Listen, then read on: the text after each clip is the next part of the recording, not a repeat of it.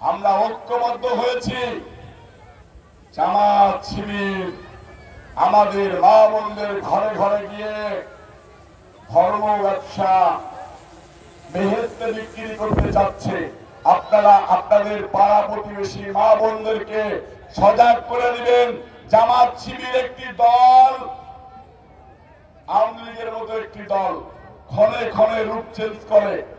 ওই যে টিকটিকি দেখেছেন না, টিকটিকিদের মতো গুপ্ত সংগঠনের মতো লুকায় লুকায় থাকে। আপনাদেরকে বিভিন্ন ভাবে বিভ্রান্তি করার চেষ্টা করবে, বিভ্রান্তিত হবেন না।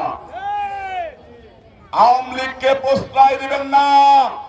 যারা আওয়ামী লীগের নেতারা সেদিনকে ব্যানারে গিয়েছে, তাদেরকে আওয়ামী লীগ পুনর্বাসন করতে চাচ্ছে, আমরা সেই সুযোগ দেব না।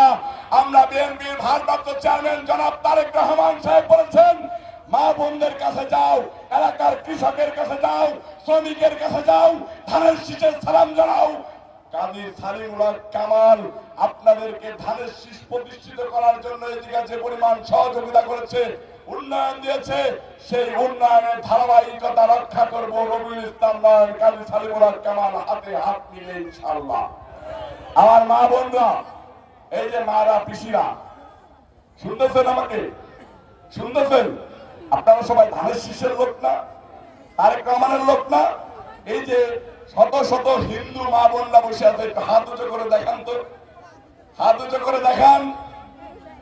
দেখেন, প্রিয় নেতা বিএনপির ভারপ্রাপ্ত চেয়ারম্যান জনাব তারেক রহমান, আপনার নির্দেশনায় একটা ইউনিয়নে হাজার হাজার লোক হয়েছে, শত শত মা বোন হয়েছে, আপনার নির্দেশনার অপেক্ষায় রয়েছে। আপনি একজন বারবার দৌড়ে যে কি বলে হারা বলে দৌড় প্রতিযোগিতায় অংশগ্রহণ করে বারবার হারা লোককে মনোনয়ন না দিয়ে বারবার জিতা লোককে যদি মনোনয়ন দেন, শালিকার মাটি, মাগুরা 2 আসনের মাটি, ইনশাআল্লাহ ধানের শীষের আবার বিজয় হবে।